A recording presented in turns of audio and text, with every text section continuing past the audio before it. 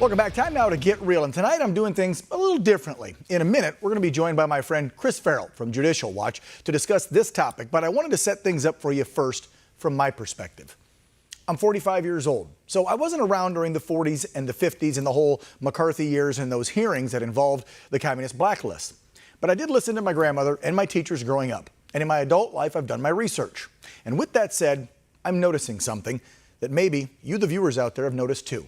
And that's the similarities between what happened back then and what's happening today, which I believe shows the true hypocrisy of the radical left in our modern society. Those lists that were created over 70 years ago are similar to the lists we see in the mainstream media today. Yeah, that's right. They're using them to call out Republicans, or the lists that are being made up of Trump supporters by left-wing radical officials like AOC. Yeah, remember that tweet there? And also the constant online doxing that they're doing to conservatives on social media platforms. These leftist punks are literally painting a target on conservatives who go against any of their narrative. It is disgusting and it is downright dangerous. They are putting people's lives, the lives of their family, their children, and their livelihoods at risk. All for what? For not agreeing with their politics. How did we get here, folks? You know that old phrase that we've all been taught? Those who do not learn from their past are doomed to repeat it. Well, it appears that right now the left has forgotten our country's past because their actions are dangerously reckless and undemocratic. The tracking and creating lists of fellow Americans who don't share the same ideology? It's not the America I know and love. Joining me now with more on exactly how ironic all of this is the Director of Investigations over at Judicial Watch, our friend here at One America News, Chris Farrell. Chris, thanks for joining me here for my rant at the end of the show. How are you doing, sir? Great to be with you. Thanks.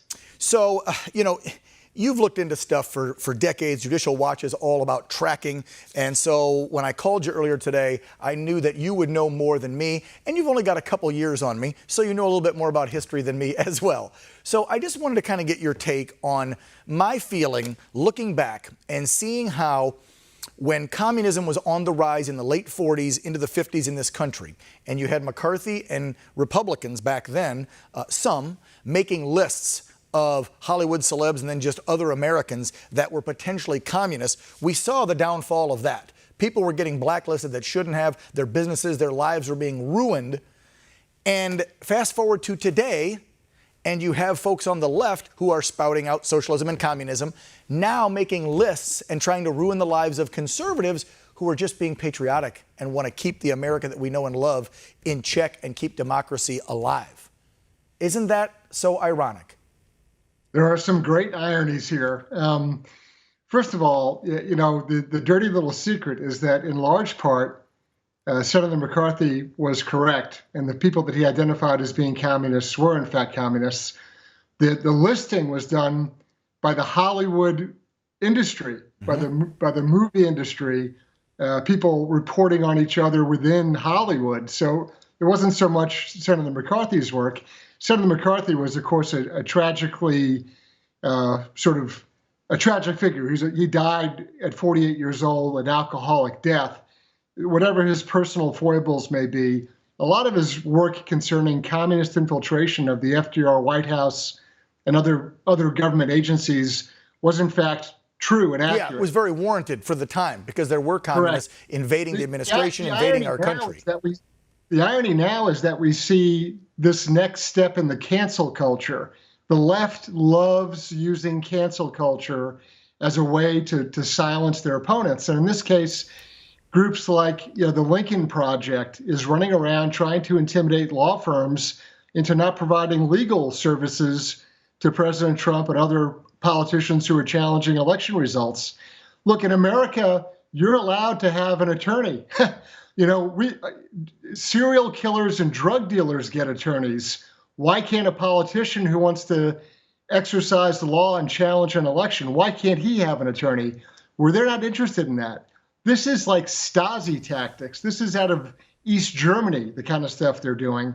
And it's very corrosive to the Constitution. It's very dangerous. And this really turns all of our traditions on their head. And the left is quite comfortable with that. They like that kind of intimidation. Yeah, and like what you were alluding to back in the 40s and 50s, that it was more Hollywood elitists and regular folks doing it. That's what's happening today. It's radical left-wing regular Americans who are doing it online, doxing people. I saw our good friend, actor Scott Baio, did a tweet this morning that said literally just in the last week or so, him supporting the president and these recounts and the verification of a real, free, and legal election.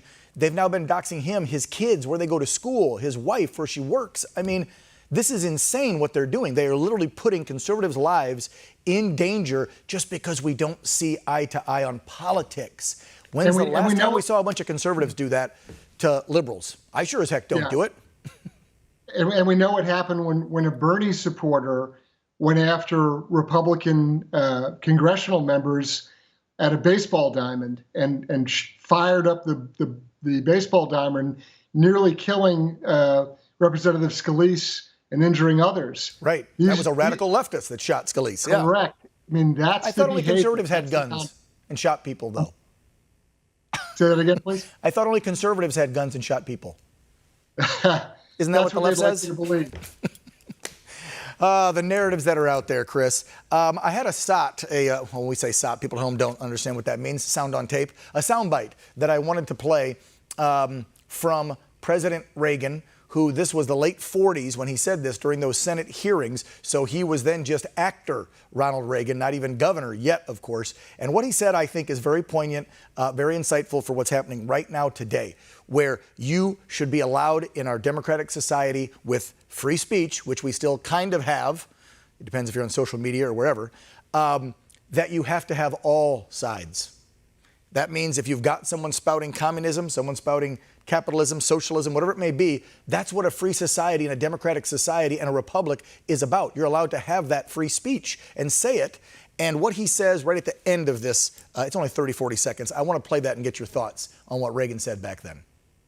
Not like to see any political party outlawed on the basis of its political ideology, because we've spent 170 years in this country on the basis that democracy is strong enough to stand up and fight for itself against the inroads of any ideology, no matter how much we may disagree with it. But at the same time, I never, as a citizen, want to see our country become so, or become urged by either fear or resentment of this group that we ever compromise with any of our democratic principles through that fear or resentment. Well, we agree with that. I still think that democracy can do it. We agree with that. We agree with that. Thank you very much. And there's the irony. There's the hypocrisy. Let them have their speech about communism, Reagan was saying, but he knew that democracy would win over and that you can't be stomping out somebody else's beliefs or whatever they want to say because of freedom of speech and our democratic society. But that is exactly what the left is doing today. Conservatives, sit down, shut up, be quiet, or else we will ruin you. We will make lists and we will ruin your life. Yeah, the danger here is that we get involved in a race to the bottom, right? So what goes around comes around. And so the next election cycle has a different result. And then do we make more lists then? And then do we go after other people? I mean, this is a turning point for the country with respect to our ability to engage in civil society, all the normal practices that we're used to. You know, we can agree to disagree and then just walk away.